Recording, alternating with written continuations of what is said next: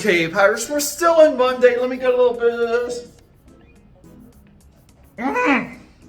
We just worked out, rocking and rolling. Big day today. Later tonight I'll be live streaming this. A street shark drawn on a cardboard pizza circle. If you guys are not familiar with this series, this is part of my Turtle Soup Thursday series, but I kind of do them throughout the entire week. I have almost 50 of these already, and I'll show them all off, but I'll work on draw some street shark over here. I might be coloring the villain too, Dr. Piranha, I believe his name.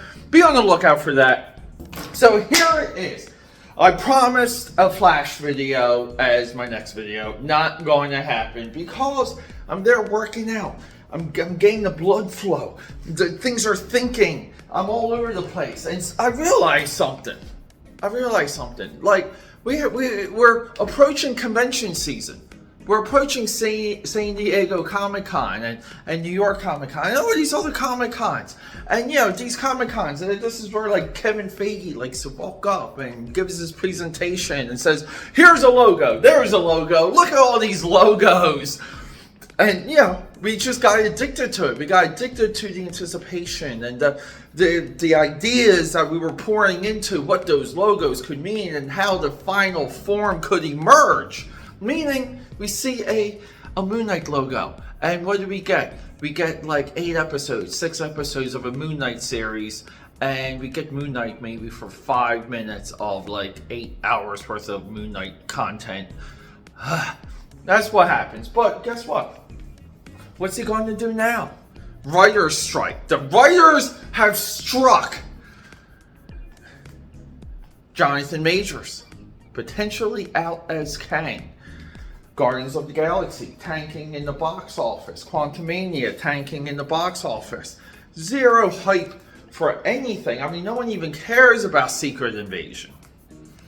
But we have the writer's strike, and there's the secret gift to Kevin Feige and the great minds of the Marvel Cinematic Universe, the great minds of Marvel Studios, because the writer's strike gets to slow them down. Now, given they're going to have to go into production with what they have on some series, some episodes, and potentially 1 or 2 movies. And why is that? Well, because these companies have to kind of maintain, like, they're kind of run a little bit like a Ponzi scheme.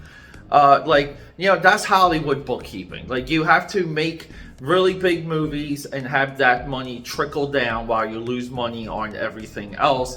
And you're hoping that along that trickle down, you get like a next pop, and then like a next pop and the next pop. It really is a little bit like a Ponzi scheme. But no, people, I can't believe so many people have missed this observation. The writer's strike is the best possible thing for the Marvel Cinematic Universe because it slows it down. You pump the brakes and you get to now take a step back and say, you know what, maybe Secret Wars, maybe this multiverse thing, maybe none of it, maybe people just don't care.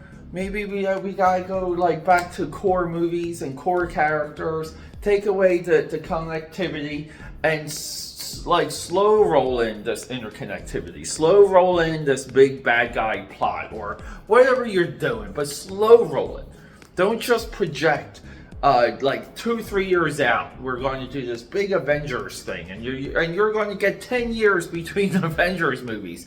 Mind-boggling to even grip that idea, people. We're going to be almost 10 years between Avenger movies. Think about that. That's insanity. But they're hoping, right along the way, they're hoping She-Hulk and Miss Marvel and The Marvels and all this stuff would just get us going, but it didn't because everything just was mid. And that doesn't mean that they didn't attempt things and swing for the fences and believe in some of the people that were producing these shows and movies. They had full faith in the people they were hiring. It's just the overall idea and the direction. And then when you connect too much, when something breaks along the line, the question is, what do you do? And this is uncharted territory And writer strikes are never ever handled well when it comes to TV production companies and film production companies and film studios. Writer strikes, look, people, we lost the season of Lost, pun intended. We lost Transformers: Revenge of the Fallen, and countless others way back.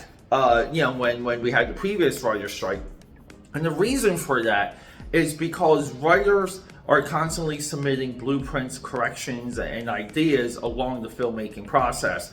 And you can't just take a script that was written one time and put that into production and you hope for the best. That's just not really how it goes. Writers are usually accessible and available 24/7 for a particular reason.